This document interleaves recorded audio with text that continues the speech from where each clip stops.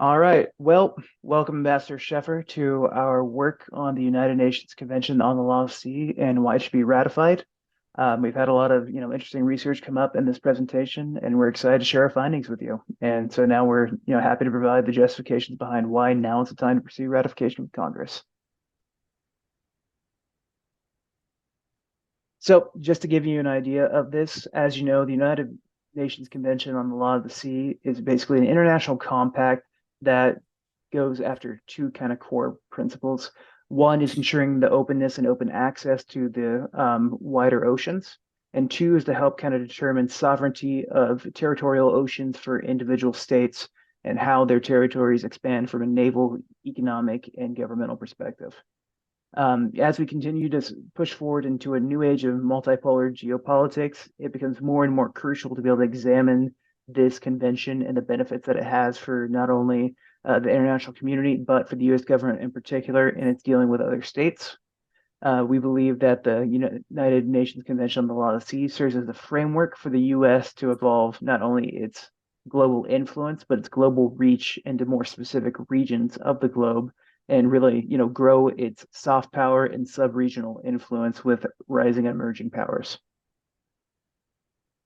So, just to give you an idea of our methodology, and looking at ratification and the different topics we believe justify ratification, we will give you a look into naval access and security as one ratification justification. The following justification would be trade and economic opportunities. Following that, we'll explore environmental protections and why that is important from the perspective of justifying the convention's ratification.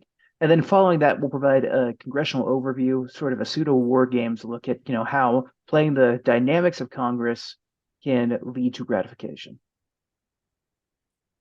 So, in looking at this naval overview to start, we obviously live in an era of, even if it's not a hot war, we are still very much in conflict between the great powers in Cold War like tensions. And we are far from the era, or far removed from the era of US unipolarity, where the US is the dominant world power on the international stage. As we look at it now, we dive further and further into multipolarity each year and are exploring new growth on the sub-regional setting, wherein powers such as India, Vietnam, individual powers on the eastern coast of Africa, even throughout the world, even in South America, you see this expansion of sub-regional influence where the major players have a greater focus in ensuring their power within their own home regions rather than being a global geopolitical hegemon. So for me, in influencing or in understanding how the naval justification for naval access, naval security plays into the need for ratification of the convention, I thought there are two specific arenas of the most important, and those would be the Arctic Ocean and the South China Sea. These are kind of the home turf, as you could put it, for Russia and China, respectively, for their naval expansion and naval activities. And this is where the U.S. needs to most likely be the most preemptive in, utilizing a ratified UNCLOS to better deal with their geopolitical rivals. So, in looking at the dynamics of the Arctic Great Power rivalry, I'm going to move this down here.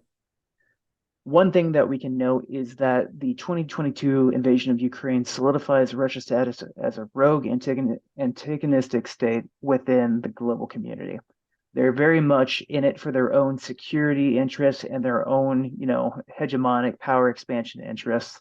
And we cannot trust Russia as many have it in the past, but it's been even more solidified by their invasion of Ukraine that Russia cannot be trusted as an honest geopolitical actor. Tensions in this regard have been further escalated with Finland and Sweden's admission into NATO.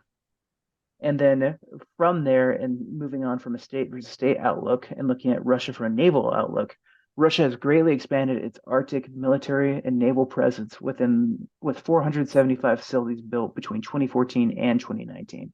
More so, Russia outnumbers the U.S. with icebreakers, which are naval vessels that are capable of moving through polar conditions and Arctic ice flows.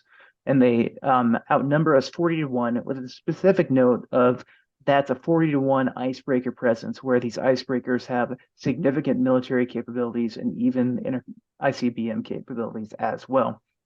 Russia has moved away from multilateral Arctic cooperation with European states in 2024, and they're feeling even more pressed and forced out of their influence from this with their removal as the head of the UN Arctic Council and replacement by Norway. And they feel even more alienated in this regard by the Western system. Even if it's rightfully so, they feel less of a connection to navigating the Western influence and feel more of a self-interest and pursuing their own geopolitical machinations. Now, this has forced them, of course, to go to their tried and true ally of China. And now China has declared itself a near Arctic state, and they've invested upwards of $70 billion in Arctic resource projects over the last decade. And this coincides with China and Russia having signed a letter of intent for increased Arctic cooperation going forward, meaning that China is no longer just a regional power player when it comes to naval prowess in the South China Sea, which we will get to later, but they are ready to expand and help solidify their partnership with Russia in the Arctic. So let's look at the dynamics of the US and its allies. The US, in conjunction with military allies, has varying levels of investment in Arctic naval security. Notably, we're going to see Canada with investing 5.9 billion USD in currency toward an expanded Arctic security initiative. The process is in its early stages, but the Trudeau administration is fully committed to becoming a more prominent Arctic security power. The addition of Finland and Sweden into NATO further builds up an Arctic defense against Russia and the Western Baltic Sea. Now, many note this as somewhat of a weakness of that addition, as it's only within that smaller subregion, but this still is a new front to act as the bulwark in the case of aggressive action from Russia in the Arctic. NATO's also invested in a regional plan north, as they've called it, that aims to align Arctic and Atlantic security fleets under a centralized chain of command. The Biden administration has also taken a more active hand in formulating robust Arctic naval policies on fronts of threat recognition and deterrence. And this is specifically important, whereas the last few administrations preceding the Biden administration have been somewhat neutral or rather uninterested in Arctic policy. The Biden administration, though, admittedly from a place of climate change interest, forward thinking policy, has very much aligned their military interests on the front of the, being more threat aware and being more prepared for any hostilities in the Arctic region. More so, Washington, another notable thing from Washington is that they've moved to ignore the petitioning for the CLCS for expanded maritime boundaries. What this means is that Washington really has decided to go around the typical system for maritime boundary expansion and continental shelf expansion for their own economic and maritime sovereignty. And to show that as a visual dynamic, just based off this graphic from the U.S. Extended Continental Shelf Project, as you can see, what we have here is the established United States continental shelf boundaries, and James will likely touch on this more later from an economic sense. But from a general sovereignty perspective, these are the lands that we have within our control as for the U.S. Lawmakers and Washington adjacent groups have wanted to expand further into these Arctic regions and into the Bering Sea. However, there has not been a particular groundswell, especially from the right, on wanting to do this through the conventions of the United Nations Convention on the Law of the Sea, and rather wanting to do this from an independent sense, and just for the sake of containing U.S. sovereignty and economic gain. Now, my takeaways: the icy devils are very much in the details. 180-degree turn toward naval capacity buildups in the Arctic should not be our only avenue for deterrence, first and foremost. We need to look at the Convention on the Law of the Sea as the diplomatic pair to naval buildups in the Arctic. If we want to be able to build up influence, to be able to influence, Arctic politics as well as Arctic security, it's best that we agree to the norms set up by the United Nations Convention on the Law of the Sea to better position the U.S. to be able to force norms in a better direction for itself going forward. More so, moves by China and Russia to leave the United Nations Convention on the Law of the Sea are clearly done in self-interest. Now, by aligning ourselves with the convention, we make that even more apparent to the international community and put them in a worse diplomatic state, showing that they're more concerned with their own machinations of power and domain expansion rather than actually seeking their own just cause for feeling as though they were wronged by the international community. Looking forward to the Washington bypassing of continental shelf jurisdiction expansion, the U.S. with support from NATO and partner states with regard to Chinese tensions, really by playing nice with these with the conventional standards proposed by the convention of going after the more established route for continental shelf expansions of sovereignty. Though we may lose out on economic gains, we certainly establish a more uniform front for security and for active norms in the international community for pursuing continental shelf expansion that would paint China and Russia into a corner and force any actions they take outside of the convention into the light as a negative move within the international community. And as I said before, the ratification of the convention could also ensure more uniform Arctic defense measures. And just by agreeing upon established international norms, we could more easily display our stance to NATO and to European allies that we are willing to play ball with the convention set up by the international community and willing to operate within those standards. Now, looking at the South China Sea and the great power rivalry dynamics there, obviously, this region is more significant in terms of geopolitical tension than it has ever been. China claims nearly 80% of the South China Sea. They do this with the 9-dash line, which traces itself back to the maps established in 1947, post-World War II. However, 2023 saw the emergence of the CCP's 10-dash line that has further extended China's claims into Vietnamese territorial waters. Now, ongoing tension over Taiwanese sovereignty is always going to be an issue in the South China Sea and is truly a prime security threat for the entirety of the international community. More so, unlike Russia, China has greater aspirations for multi-regional economic and diplomatic hegemony. They're not an aggressor state that's rapidly trying to ensure their own security like Russia has moved to do so in Ukraine. They very much want to exist in the international system, not become a pariah state, and expand their own economic and diplomatic influence, much in similar ways to the U.S. Now, to show just a visual dynamic of the South China Sea, you can see here that we have the 9-dash line, which kind of illustrates what China claims within its naval domain. And you can see the amount of U.S. allies, Taiwan, the Philippines, Malaysia, Vietnam, that exist within this region, and that we will touch here on a bit and how important that is. And moving forward, you can see in this graphic, these yellow dashed line here is the 10-dash line compared to the blue dash line, or the blue dashes here, which are the 9-dash line, showing a further expansion into Vietnamese aquatic territories, wherein China now becomes a further threat to its neighbors in its claims of sovereignty over the South China Sea oceans. Now, looking at U.S. and allied South China Sea dynamics, the Biden administration's security policy for the South China Sea is largely focused on strategic partnerships. Most notable of these as of late has been with the Philippines. Over the last year, the Philippines has entered into security talks with 18 separate states due to Chinese Coast Guard's infringements in 2023. The Philippines has also had broad security agreements with the U.S. that includes access to Filipino naval facilities, as well as joint security exercises that China itself has warned to not become overly auspicious with, otherwise to draw further tensions from them. The U.S. has also invested heavily in the Quad partnership with Australia, Japan, and India.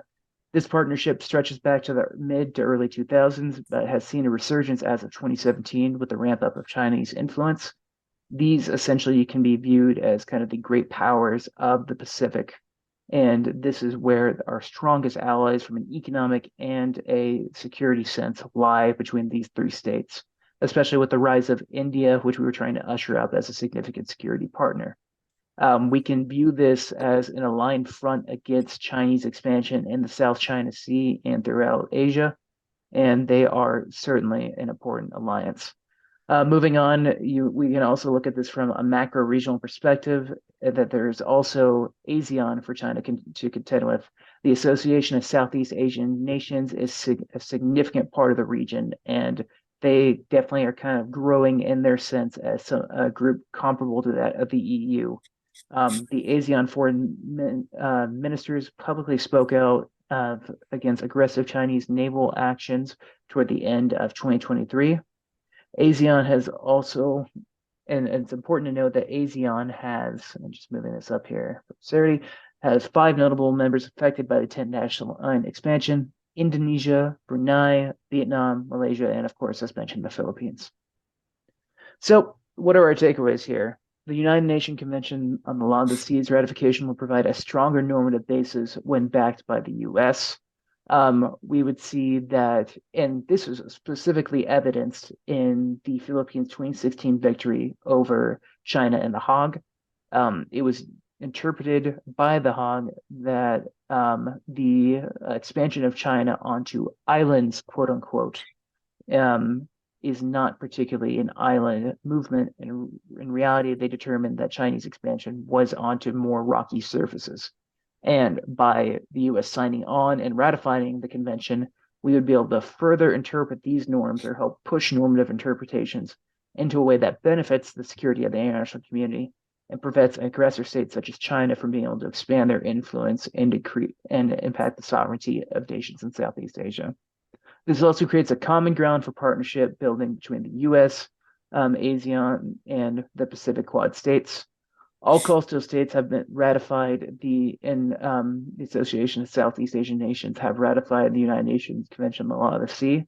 Not only does this provide a unified security front for us to deal with, where we can create strategic security partnerships with these individual states, but this gives us greater access to the ASEAN Forum as an equal state who's parlaying upon equal grounds of economic and security lines, wherein we have, just an agreed stance on oceanic governance. And I think that's really kind of the big takeaway in looking at multipolarism and, sub-regional influence for the US from a naval perspective.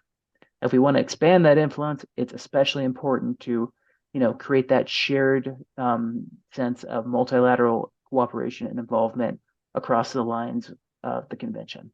And now, shifting over to James, we will touch on the topics of economic trade and globalization.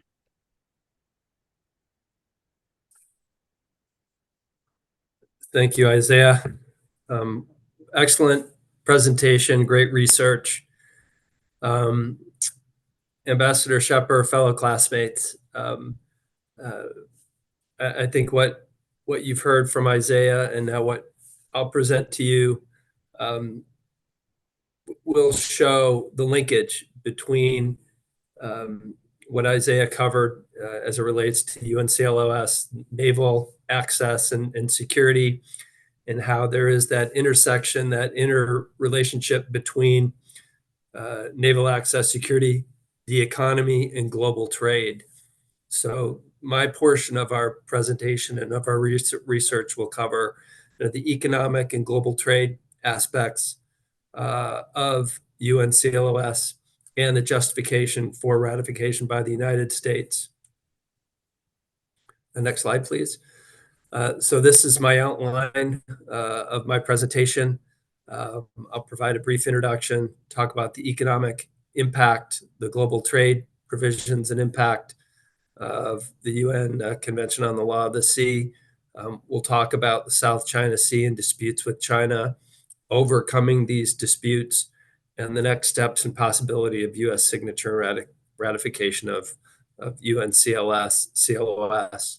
So there are some relationships between what, again, Isaiah presented, but there is so much of a relationship between maintaining security and the maintenance and the free flow of trade and of those supply chains. In my particular focus in my presentation will be on that relationship between the United States, its allies and partners, and that of China, and the influence of China in the South China Sea, and how UNCLOS or UNCLOS can potentially um, uh, preserve that flow of trade that's necessary for our global economy. So Isaiah, if you would please move on to the next slide. Just also wanted to have a sound check. Am I coming through clearly, Yes, sir, you Isaiah? are. Yes, sir, you are. Good. Excellent. Okay. As Isaiah presented in his opening remarks, UNCLOS has been around for a while. It's the 1982 UN, Convention on the Law of the Sea, and an international convention that sets out the legal framework for the seas and for defining the rights and obligations of states parties with respect to the marine environment. Importantly, as Isaiah stated, its main functions are to promote the peaceful use of the seas, regulate the use of marine resources, promote the conservation of living resources, and the preservation of the marine environment. Um, the United States obviously has not signed. They haven't ratified it. Various administrations going back to the Clinton administration through the George Bush administration into the Biden administration, they have shown their support in varying degrees. And again, although the U.S. has not ratified it, the treaty is still significant. It's one of the most significant developments in international law in the last half century. So it is still an important doctrine, an important convention. And there are many, many members, as we know. My particular focus will be on the insecurities that China has presented in that particular region, its efforts to destabilize that region, to expand its influence, and how U.S. membership in UNCLOS is an important pathway to continued peace in the Asia Pacific region. So next slide. Yep. Great, thank you. Again, thank you, Isaiah. So as I noted in my previous slide, um, um, what I have focused on, at least with respect to my portion of our research and our presentation, is why it's important for the United States to further consider ratification of UNCLOS, specifically to ensure continued economic growth and prosperity for the members, but also the global trade aspects, and also talking about, seeing how the economic global trade implications certainly intersects with the security and national security piece that Isaiah covered, certainly with the growing influence, the ambitions of not only China but Russia, as I stated. So the convention has clear implications for the United States, its allies, partner nations, to ensure continuing free and peaceful navigation of the sea, and to repel efforts by adversaries who seek to disrupt the intent of UNCLOS and use it for their own kind of selfish end reasons, end uses. I think the U.S. has always been about creating economic growth and prosperity, not only for our country, but also to create opportunities with our allies and partner nations, which I think is an extremely important aspect of its potential membership in UNCLOS. UNCLOS, as we have learned through our research, not only impacts the global economy, but the environment, which our team member Gabby will discuss, but the global supply chain security, but also perhaps most importantly, again, as Isaiah covered so well, national security, not only for the United States, but again, around the world for the member nations. The oceans offer new and strategic growth opportunities. We've learned about deep seabed mining opportunities and the challenges associated with securing these rights for American companies, and for our partner nations and allies and those countries that we have a good, solid trade relationship with. From a U.S. perspective, the intersection of the law of the sea, U.S. national security foreign policy includes the need for the protection of global trade, supply chains and shipping lanes from non-state actors and rogue states like Russia, like China. And we've seen what China is doing to the shipping lanes in the South China Sea and how they are bullying countries in that region, encroaching on their territorial waters. As global politics lead to greater complexities, the United States can leverage its membership and full support of UNCLOS to foster and deepen the relationships and the ties that we have with our allies, our partner countries, and offer further options for the close engagement of its adversaries on sub-regional levels. We don't want to provoke necessarily and create opportunities for conflict. We hope to engage them in ways that present opportunities for economic growth. And I think, again, what we've learned through our research is that the law of the sea has these impacts to the U.S. economy, but also the global economy that we should explore and preserve and protect. So next slide, please. So we talked a little bit about the economic impact of UNCLOS. Very closely related to that is the global trade impacts of UNCLOS and the UNCLOS impacts on global trade. What we've seen, what we've noticed are these increasing disruptive activities by China in the South China Sea. Again, I feel through the research is that U.S. membership is critical to preserving and protecting open, safe, and navigable trade lanes in the South China Sea. So much trade flows through that shipping lane. And China, just as we've seen in the Middle East with how the Houthis are disrupting trade in that region, in similar ways, we haven't seen use of rockets or missiles, but in similar ways, China is using their military strength to disrupt those open and free trade lanes, and that disrupts trade.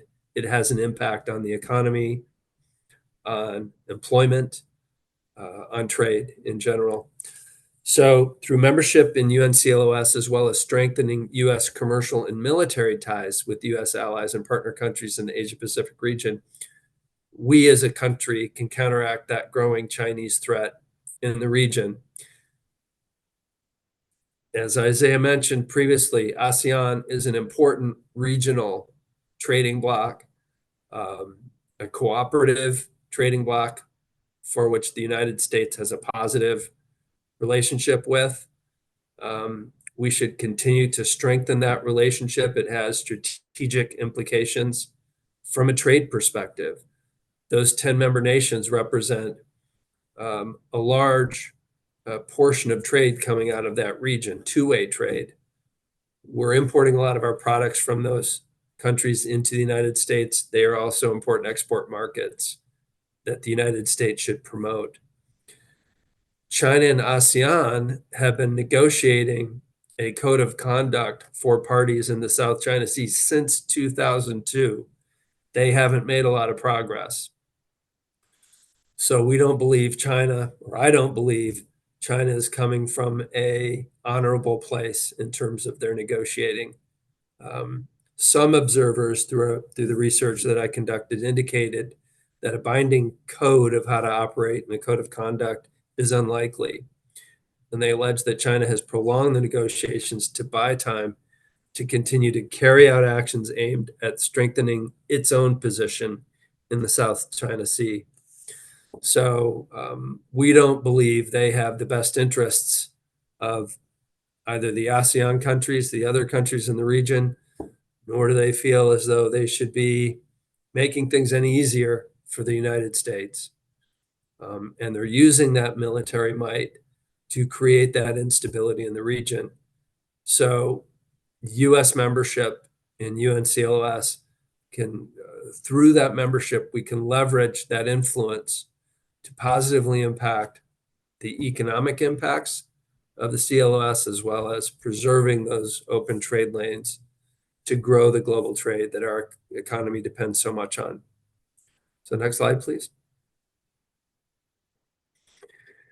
What I wanted to talk about here is that building upon what Isaiah presented in his presentation and his research is that defense trade represents a large amount of global trade flowing into that region to counteract the behavior and the influence that China has exhibiting. U.S. membership in UNCLOS and the establishment of stronger commercial and military ties in the region is necessary. I did some research into defense trade in general, and it is continues to be a growing component of our economy. So it's important from a trade and economic and employment perspective, but it's also providing necessary military goods to those countries in that region. According to the U.S. Department of State, arms transfers and defense trade are important U.S. foreign policy tools with potential long-term implications for regional and global security. The U.S. follows a holistic approach when reviewing arms transfer decisions in accordance with the U.S. conventional arms transfer policy. They weigh the political, the social, the human rights, the civilian protection, economic, military, non-proliferation, technology security, and end-use factors, as well as things like UNCLOS, UNCLOS, to determine the appropriate provision of military equipment to a particular country or region.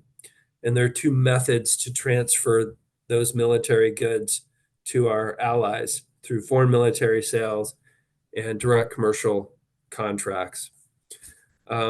Recently, again, as we've stated, the U.S. announced increased defense sales to Taiwan of unmanned aerial vehicles to surveil, collect intelligence in their region, as well as securing greater ties with the Philippines and Japan.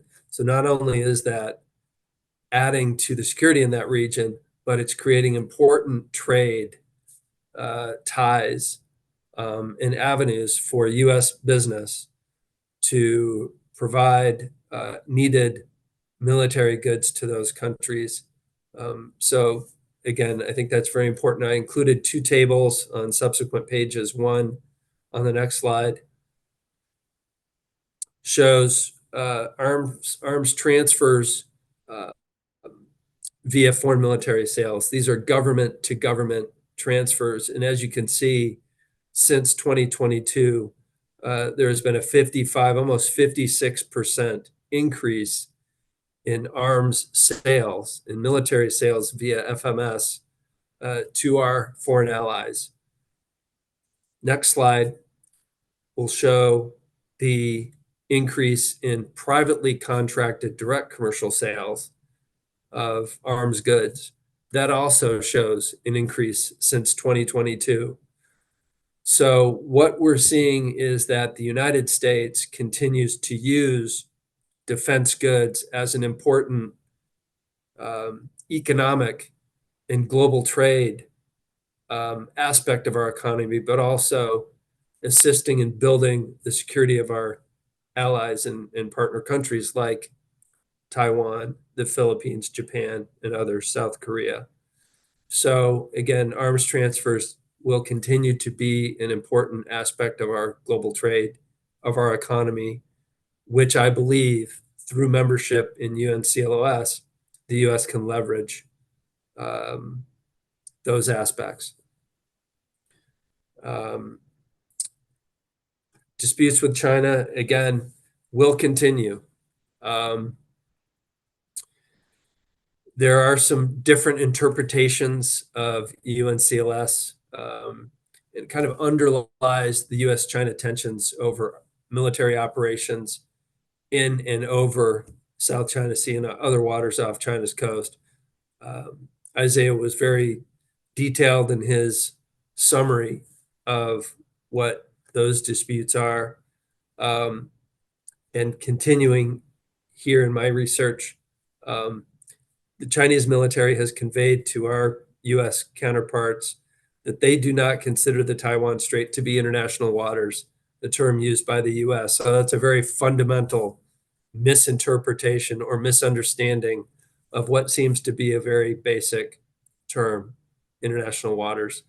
The US and most other countries interpret UNCLS as giving coastal states the right to regulate economic activities within their exclusive economic zone, but not the right to regulate navigation and overflight through the EEZ, including by military ships and aircraft.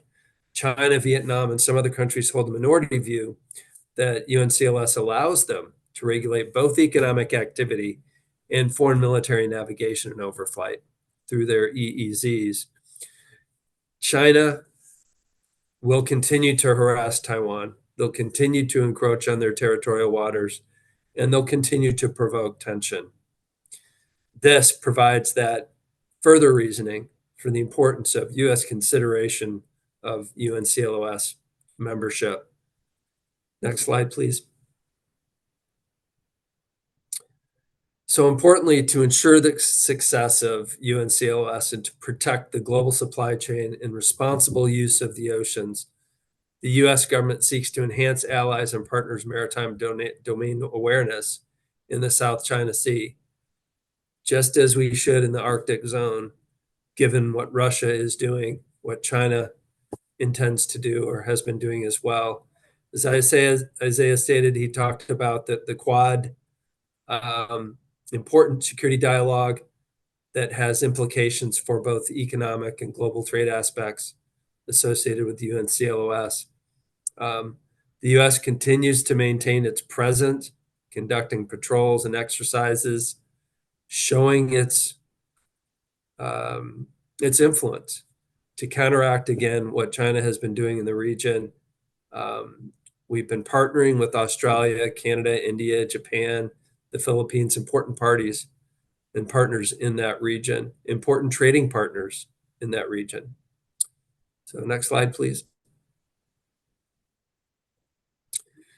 So again, my position and our position is that ratification of UNCLOS by the United States is justified to ensure the continued free flow of trade and global supply chain security.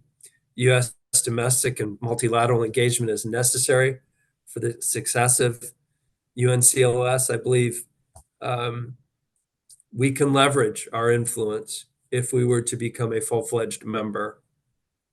Under a security assistance program currently known as the Indo-Pacific Maritime Security Initiative, authorized by Congress, the United States has sought to improve the ability of regional countries to enhance maritime domain awareness and patrol their EEZs. That ties into the military trade that we're seeing, the growth in defense trade to countries like Taiwan. It's good for U.S. industry, and it's good for the security of those countries in that region, in those regions that are feeling the threat of countries like China and Russia. The NDAA, the National Defense Authorization Act, established a Pacific Deterrence Initiative to strengthen U.S. defense posture in the Indo-Pacific, addressing issues such as those that we're seeing in the South China Sea. Further, the House and Senate passed a bill in FY 2024, which would further extend and expand the Pacific Deterrence Initiative. So again, I'm seeing through my research such a connection between the security issues, the naval access issues, Isaiah, that you addressed, and the economic and global trade issues that I covered in my portion of our presentation. We'll feed that into Gabby's discussion around the environmental impact. But there's such an interconnection of all the areas that we've presented. Next slide. So again, my conclusion is that China and the US are clearly marching down an increasingly competitive path. That's not going to change. We hope that this does not lead to confrontation, but both commercially, the US is engaging with countries in that region, and militarily, we are supplying them with defense goods. China and its increasing influences in the South China Sea will continue to create instability. Article 56 of UNCLOS makes it clear that China's sovereign rights to its EEZ are limited to the exploration, exploitation, conservation, and management of living and non-living resources. And it stipulates that neither a coastal state's sovereign rights or jurisdiction in its EEZ entitles it to regulate or control the activities such as military activities of foreign ships and aircraft. So the US and its allies, partner countries, can counter Chinese influence through UNCLOS membership while preserving global trade, supply chain security, and securing things like deep sea mining rights for all of its members. Awesome. Thank you. That concludes my portion. Sweet. And we'll cut right there. Perfect. Current U.S. political dynamics and environmental protection. Throughout the slideshow, we will be looking at different subjects that discuss upon why the U.S. would not ratify the treaty and how environmental protection and groups feel about the treaty. The making of the treaty. The process within the United Nations General Assembly started in 1967. There was a focus on mineral resources of the seabed that were beyond the limits of the natural jurisdiction, and they promised great economic benefits. Like any convention, the treaty went through many amendments that ended up engulfing 4 treaties, which introduced several provisions that covered significant issues such as navigation, exclusive economic zones, deep seabed mining, and scientific research. Under the Reagan administration, the United States position on the 1982 UN Convention was questioned when UNCLOS, together with the Part 11 implementing agreement, established a set of rules that governed the uses of the world's oceans, which included the airspace above and the seabed and suboil below. Previously, there were decades of negotiations as the convention needed to reflect the state's interest of controlling resources and the activities near the jurisdictions. After President Reagan's inauguration in 1981, there was a policy review of the drafted convention, which revealed converging opinions on the provisions. People believed the treaty was inherently flawed as it subjected the U.S. industries to international regulatory systems. President Reagan's administration declined to sign or ratify UNCLOS, even though they supported most of the provisions. The major issue among the treaty was the Reagan administration wanted to convert the mining authority into a more privatized field and sought excessive voting power for themselves and their allies. The inability and limitations to also capitalize on the seabed mining was a bit of an economic system that did not meet the free enterprise philosophy. After heavy criticism on Reagan's administration, he released a statement declaring that the U.S. will accept and act according to certain provisions in 3 major areas: navigation, over ocean views, and overflights. Under the Clinton administration, the UN Secretary General reopened negotiations on the implementation of the convention. While they agreed to Part 11 having fundamental flaws, the UN Secretary agreed that that's what was keeping it from entering. This created interested parties to begin crafting amendments.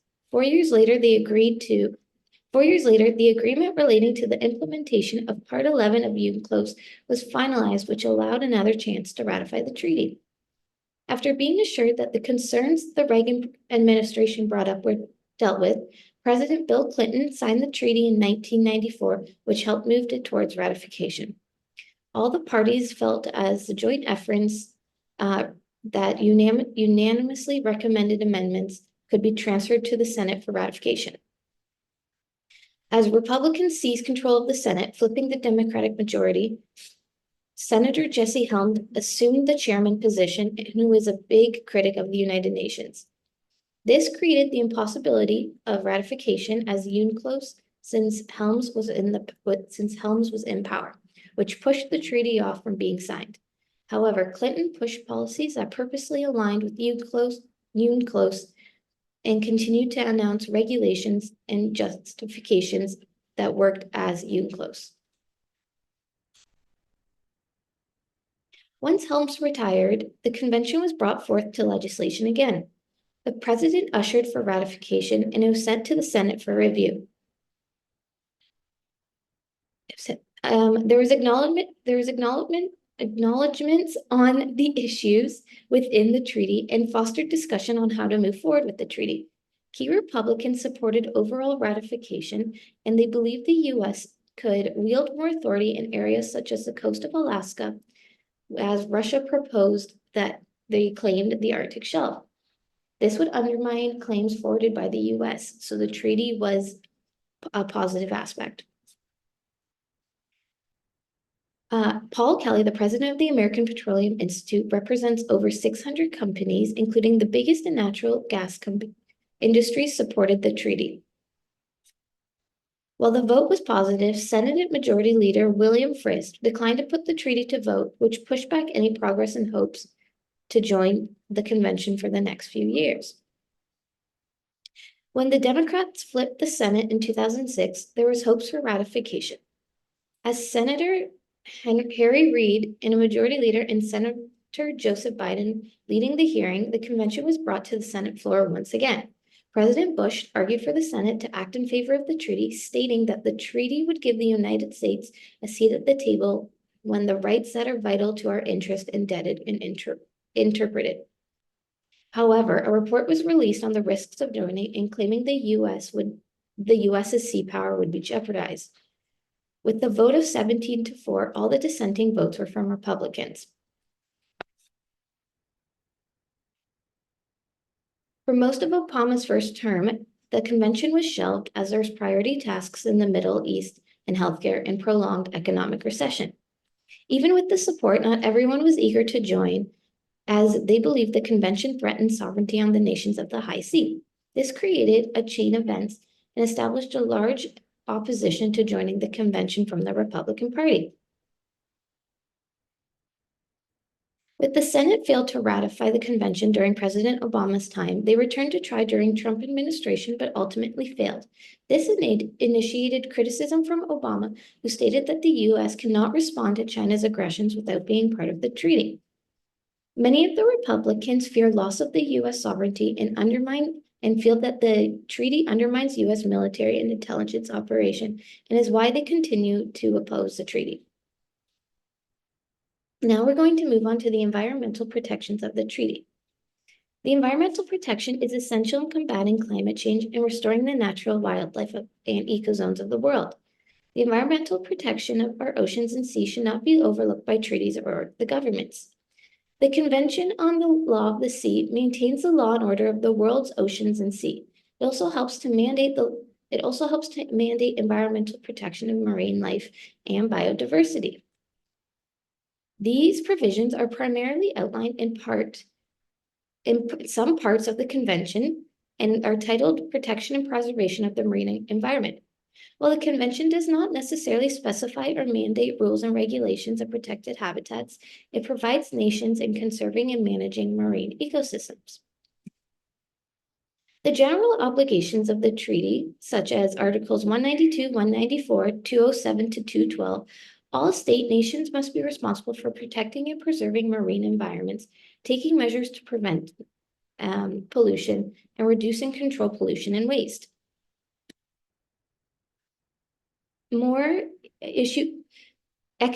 Exclusive economic zones are also are also under the environmental protection of the treaty, and the convention grants coastal states sovereign rights over the natural resources within their exclusive economic zones, and this extends up to 200 nautical miles from their baseline. While states have jurisdiction over the activities as fishing resources exploitation, they are also required to ensure the conservation and sustainable management of living resources. The convention also addresses the conservation and management measures for marine resource in areas beyond natural jurisdictions that are known as the high seas. States have a general obligation to cooperate in the conservation and management of living resources in these areas. The convention also does not, even though the convention does not specifically mandate the establishment of protected environments, it helps to provide the legal framework for states to designate and protect sensitive marine areas. Article 194 encourages the measures to prevent, reduce, and control pollution of the marine environment. Environmental groups are also generally supporting the United Nations Convention on the Law of the Sea and its provisions and have aimed at protecting and preserving the marine environment. In a 60-minute segment with John Belanger, a lawyer from DC, he testified in favor of the treaty at Senate hearings discussing the environmental aspects of the treaty. He states that the broad support for the treaty involving environmental groups is hard to find. Environmental groups have often been found to rejoice over the extension of the law enforcement in fighting irresponsible fishing practices and pollution by foreign vessels, which the convention addresses.